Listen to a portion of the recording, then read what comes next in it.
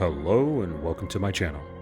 In this series, we dive deep into the void to find the lost stories of the deceased and to explore their case files, so we can shed new light on these unsolved cases and to bring new hope to help spread awareness of what happened to them.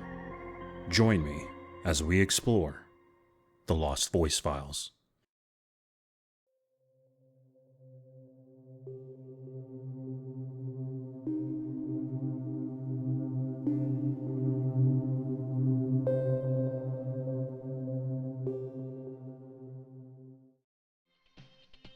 The year is 1979, and the 70s me-decade era was ready to erupt into the decade of decadence. The year of prosperity, music, and greed. But for one family, the decade will begin in tragedy. On October 23rd, 1979, in Dallas, Texas, Elizabeth Barclay would not be returning home that afternoon with her 3-year-old brother Scotty and a neighborhood friend, 5-year-old JR.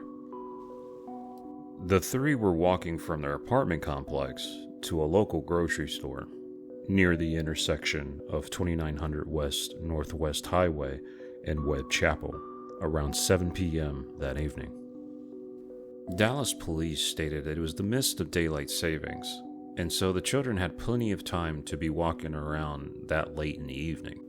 During this time, a suspicious black vehicle was following Elizabeth and Scotty with their neighborhood friend, JR.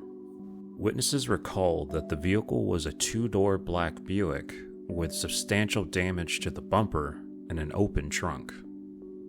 They also recalled that the driver was a black male, standing around 5'10", and had long black sideburns.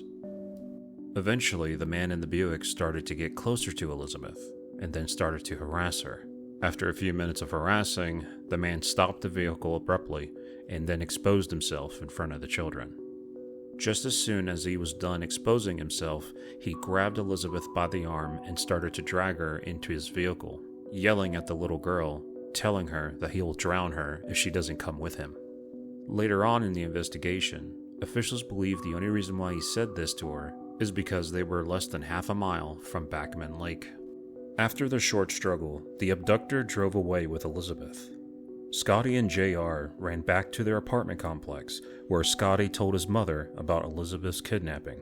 Elizabeth's mother called the police immediately. Once the police arrived on scene, 2 witnesses reported what they experienced. A woman named E.C. Landy claimed to hear screams in the area where Elizabeth was being kidnapped. Another witness, who was nameless, stated that he saw the whole thing from his apartment window and started to recount the abductor was hitting something harshly in the back of his Buick. Law enforcement agencies searched everywhere for months to locate poor Elizabeth. During this time, a 32-man search squad was searching for Elizabeth everywhere in the area of Dallas. Now, I want to put my own personal opinion on this. This was the 80s. Everyone pretty much looked the same. Everybody was following their favorite artist, their movie actor. Everyone was pretty much cut and paste. And the vehicle model of the 1974 Buick was extremely popular back in that day. So it was really no big surprise that they had 3 suspects detained just because they looked so similar to the abductor. All 3 of these men were ruled out because they had such solid alibis. By this time, the mother and father of Elizabeth Barclay were desperate, as any parent would be in their position. Linda Barclay and her ex-husband David Barclay issued a plea for the public to help in continuing the search for their 7-year-old daughter. Authorities believe they requested this extension was due to a woman calling them stating that their child would be left alive by a nearby lake. Sadly, this would not come to pass, because after the Dallas police investigated the woman who called in, they found that majority of her information was based on a psychic vision she supposedly had. Now, through the 80s, psychics were very popular. It was actually quite common to find a psychic at your local police station. Now, I would give the 80s police force a little bit more credit. They only used this means when they had no help at all, or they had no leads to even go on. Some were very successful in finding that information, and some were just shams and wasted majority of everybody's time. This wouldn't be the last time somebody put a red herring on a police officer's desk. On Tuesday afternoon, a Dallas man called the police station saying that an unknown person gave him $50 and a note that they needed to give to the police. The note stated that the girl was unharmed and was requesting $10,000 in cash for her safe return. After agreeing to the new meetup spot, the sting operation was set, and they agreed to bring the $10,000 in cash. And they agreed to meet up at a payphone at 1600 block of Pennsylvania Avenue. Lead investigator C.W. Hudson was in charge of the communication between the person who was taking the ransom money. Once C.W. realized he was talking to the same person, he took him into custody. Soon after the interrogations, the man pleaded to the authorities not to take him to jail, because he said that the abductor told him to do it and that he was scared for his life. The officers were not believing a word he was saying and decided to file an attempt of extortion. But even after all this, nobody was found, or even provided any additional information about the abductor that they didn't already know. Unfortunately, on the early morning of December 21st, 1979, her body was finally found. Local farm workers discovered Elizabeth's remains in a ditch by Van Zandt County, about 45 miles outside of Dallas, Texas.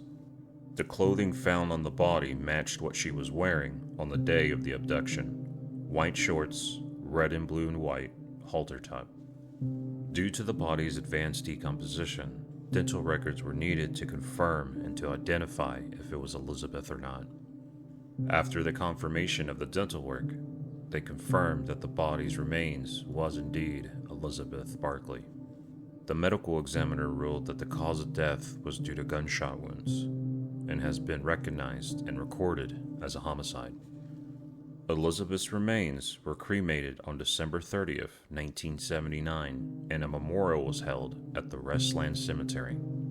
Throughout the majority of this investigation, Linda Barclay had a large weight on her shoulders, but she surrounded herself with good people who helped her through her trying times. And shortly after the discovery of Elizabeth's body, the Dallas News newspaper interviewed Linda Barclay one last time. In short, Linda just said this to the Dallas News: "We just have to believe there is so much goodness in this world, and through these past months, we have seen that goodness." And throughout the years, tragically, Linda Barclay died from cancer on November 11th, 2005. She was 61 years old. And the whereabouts of David Barclay are unknown. In the end, Elizabeth Barclay's murderer was never caught. But even though the decades have passed since the murder of Elizabeth, she and her mother still deserve justice. So if you have any information on this old cold case, please contact the Texas Crime Stoppers at 1-800-252-TIPS or 8477. You can also submit tips anonymously. If you wish to look further into this case, if you look down below in the description, you'll see links to the files that I've used to make this video. Hey everyone, thank you so much for sticking around. I greatly appreciate it. I'm back after a year and a half. It seems longer, but I'm back. And I'm kind of shifting directions from video games and skits to more of a actual detective aspect of things. Over time, I kind of burned myself out on the whole video game logic, trying to match everybody's energy and then trying to find the game that's going to get clicks, right? So I've decided to do something that I love and I actually care about, and it's actually bringing awareness to victims who've gone through horrible situations and dealing with extreme loss. I'm hoping to use this platform to help bring a wider audience and to hopefully reached people who actually will be able to help with these cases. Now, I'm no professional detective. Most of the files and everything that I find are through second and first hand accounts of what happened to the victim in their case files.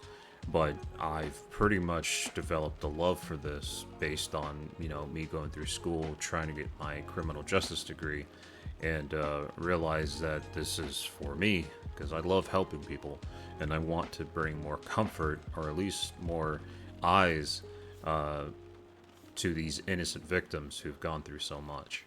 But if you do love this type of content, let me know in the comments. I really appreciate it if you could subscribe. It would help me understand that you guys do enjoy this, and also click that thumbs up button. It would definitely help out in the algorithm, because criminal justice and kind of scary stuff doesn't really do very well unless you're within a certain niche of a community, and I'm hoping to branch out in that with your help. But I greatly appreciate you guys sticking this long hearing me ramble about my excuses. But I'll see you in the next one. Detective Raincoat out.